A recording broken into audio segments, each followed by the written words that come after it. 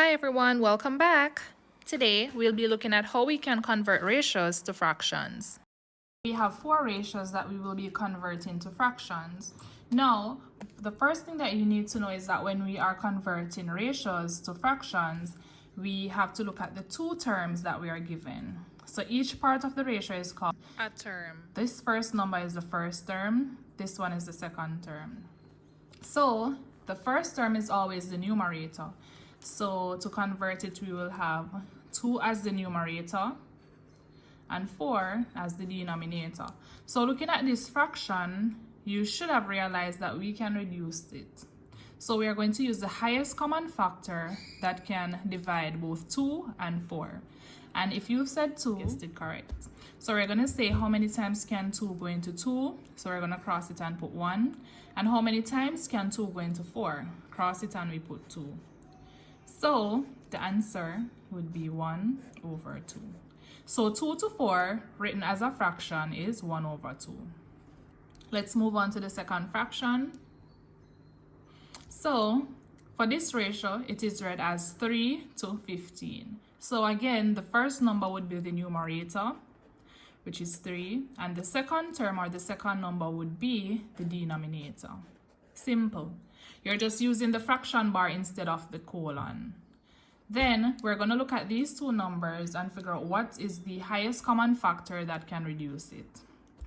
So the highest number that can go into both 3 and 15 is 3.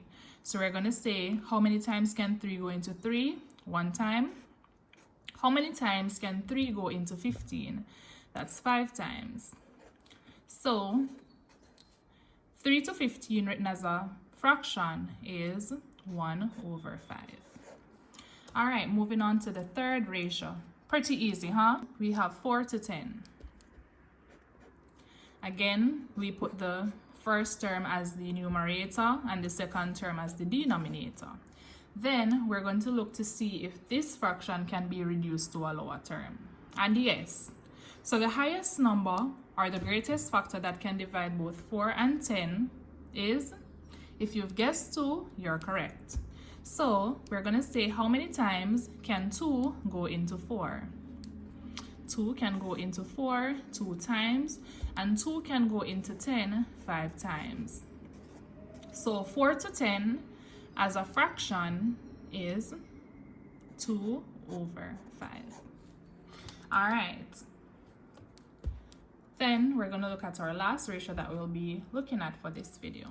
So again, we're going to put 8 over 9 because the first number is the top number, the second would be the bottom.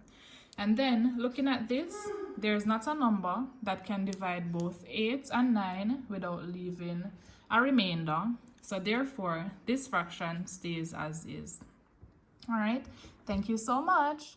If you found this video very helpful, go ahead and give us a thumbs up. Ensure that you subscribe for more fun and easy math content coming your way.